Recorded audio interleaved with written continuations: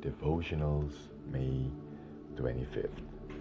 The Sabbath was kept anciently and is today. Fear God and give glory to Him, for the hour of His judgment has come, and worship Him who made the heaven and the earth, the sea and the springs of water. Here are those who keep the commandments of God and the faith of Jesus. Revelation 14, verse 7 through 12. The prophet points out the ordinance which has been forsaken. Thou shalt rise up the fountains of many generations, and thou shalt be called the repairer of the breach, the restorer of the paths to dwell in. If thou turn away thy foot from the Sabbath, from doing thy pleasure on my holy day, and call the Sabbath a delight, the holy of the Lord, honorable, and shalt honor him, not doing thine own ways, nor finding thine own pleasure, nor speaking thine own words, then shalt thou delight thyself in the Lord. Isaiah 58, verse 12 to 14. Hallowed by the Savior's creation's rest and blessing, the Sabbath was kept by Adam his innocence in holy Eden, by Adam fallen yet repentant when he was driven from his happy estate. It was kept by all patriarchs from Abel to the righteous Noah, to Abraham to Jacob. When the chosen people were in bondage in Egypt, many, in the midst of prevailing idolatry, lost their knowledge of God's law.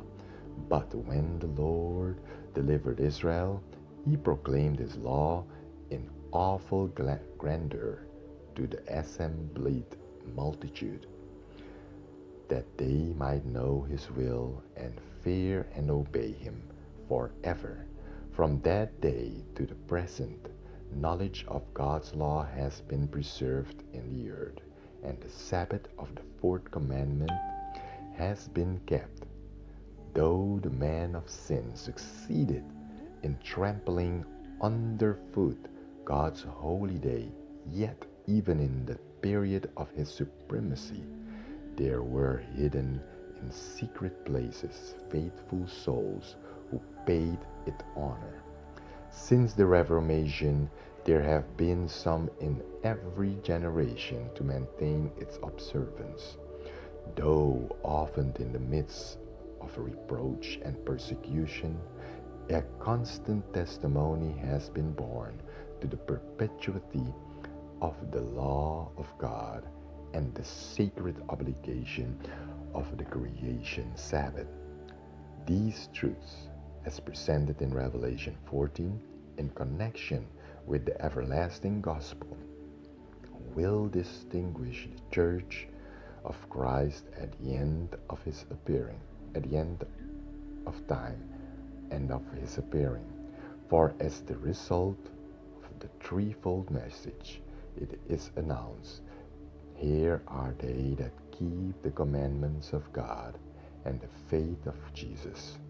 And this message is the last to be given before the coming of the Lord. Immediately following its proclamation, the Son of Man is seen by the prophet, coming in glory to reap the harvest of the earth.